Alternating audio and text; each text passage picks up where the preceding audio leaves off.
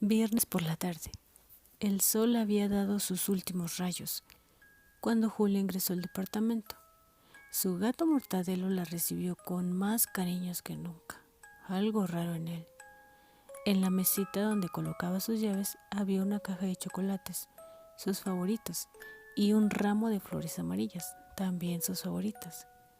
Se disponía a disfrutar de los chocolates cuando el gatito le chilló otra vez, así que lo cargó.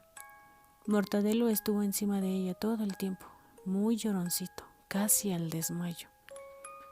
Julia miró hacia su comedero y ambos estaban llenos. El surtidor de agua estaba lleno. No comprendía la conducta de Mortadelo, pero se dispuso a disfrutarlo, porque el gatito era un poco más huraño que cariñoso. Jugueteó con él y después el dulce ronroneo la hizo caer en una especie de sueño que la mantuvo pegada al sofá por quién sabe cuánto tiempo. Al más mínimo intento de levantarse, Mortadelo no se lo permitía, y ella, muy sacrificada, se sumía en el sueño más profundo otra vez. A media madrugada, o así lo percibió Julia, logró levantarse a acomodar algunas cosas, ya que debido a lo absorbente que era su trabajo, no le daba tiempo de llegar a ordenar nada durante la semana. Mortadelo la seguía por todo el departamento. Parecía que le habían cambiado al gato, pensaba Julia. Hubo un momento en el que le preguntó: ¿quién eres y qué has hecho con Mortadelo?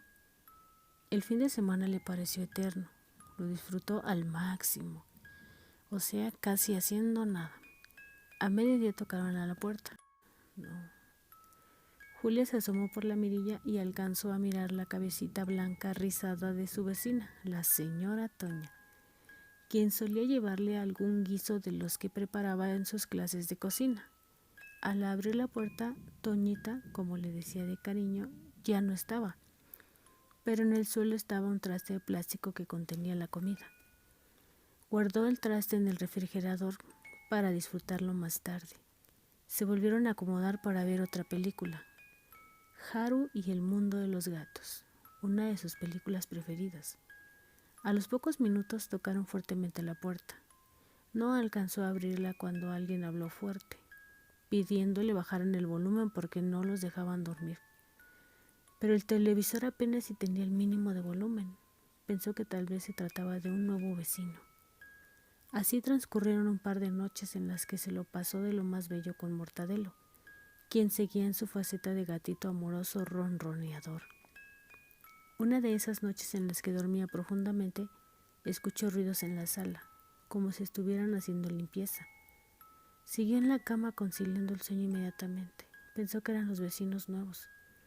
Mortadelo salía de la recámara algunas veces por la puertita que le adaptó para él.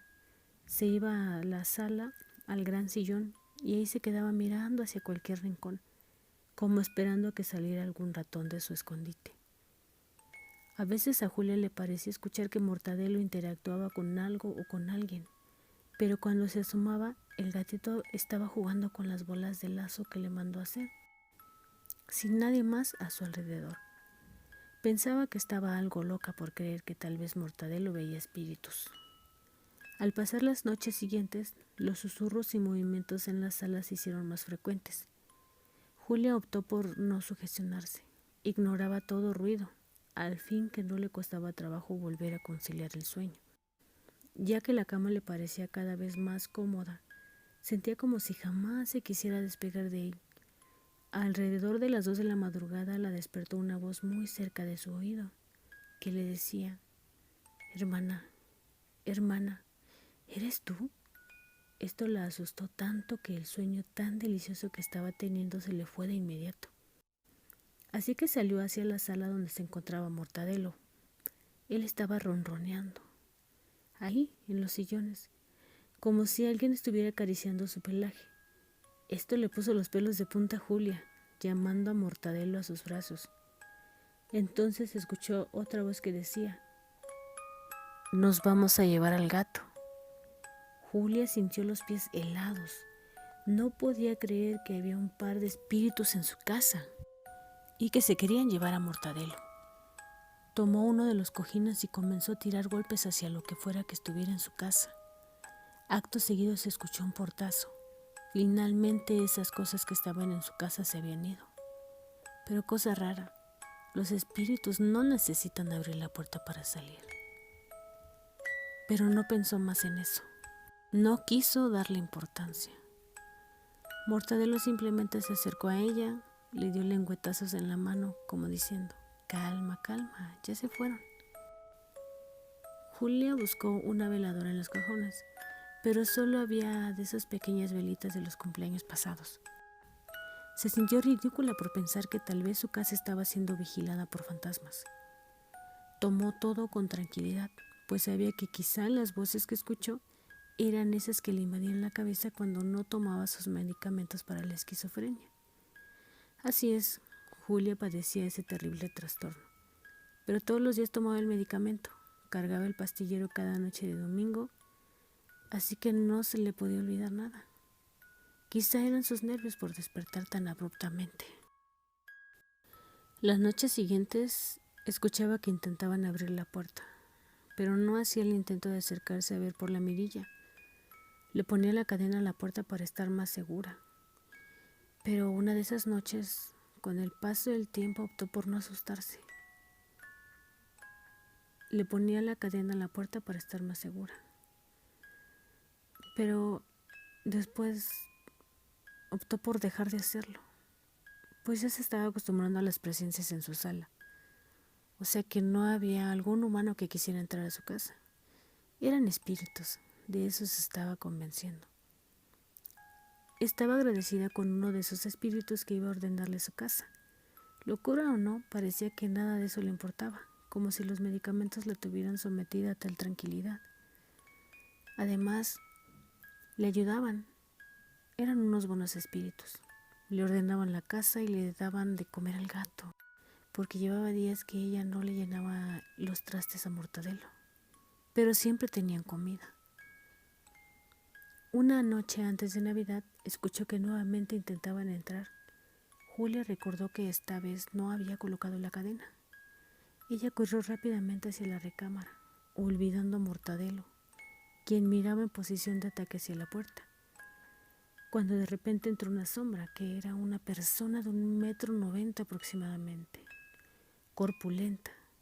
Esta se fue directamente hacia la recámara de Julia. Ella, enmudecida, estaba escondida en el vestidor. Vio cómo la sombra revolvía los cajones, hasta que finalmente encontró un joyero del cual sacó un relicario que no le pertenecía a Julia. Mortadelo entró atacando a la sombra, lastimándole el rostro completo, dejándole terribles heridas. La sombra, sin el mayor remordimiento, o quizá por nervios, comenzó a disparar, hasta que finalmente dio el disparo certero al corazón. Julia salió gritando auxiliar a Mortadelo. La sombra salió despavorida con los ojos desorbitados. No podía creer lo que estaba viendo. Mortadelo limpiaba su herida como si no le hubiera pasado nada. Julia, sollozando amargamente, lo tomó en sus brazos. Y entonces el gatito la miró y exhaló su último aliento. No se sabe cuánto tiempo pasó, si fueron minutos, horas, días o meses. Julia despertó con Mortadelo a su lado, rebosante de alegría, de vida. No había daño alguno en su pecho. Julia pensaba que todo había sido parte del trastorno. Y así transcurrieron las noches, hasta que escuchó nuevamente que abrían la puerta. Eran sus hermanos menores, quienes llevaban un ramo de flores amarillas, las preferidas de Julia. El muchacho llenó los recipientes de Mortadelo. Mamá dice que venderá el departamento, pero yo no quiero, dijo la hermana. Al ver que él ponía alimentos a los recipientes, hizo el comentario: no sé por qué le sigues dejando comida al gato, los muertos no comen. Mira, tontita, contestó el muchacho. Tú le sigues dejando chocolates a Julia desde hace un año. La última vez te dije que nos lleváramos al gato, pero no quisiste. Ahorita él estaría vivo. Seguramente Julia, desde donde está, debe haberse enojado porque no lo supimos cuidar. Julia no comprendía nada de lo que escuchó. Los chicos ordenaron, limpiaron un poco y después se marcharon. Julia tomó a Mortadelo y se fueron a la cama. Tal vez sí es todo un mal sueño o la esquizofrenia.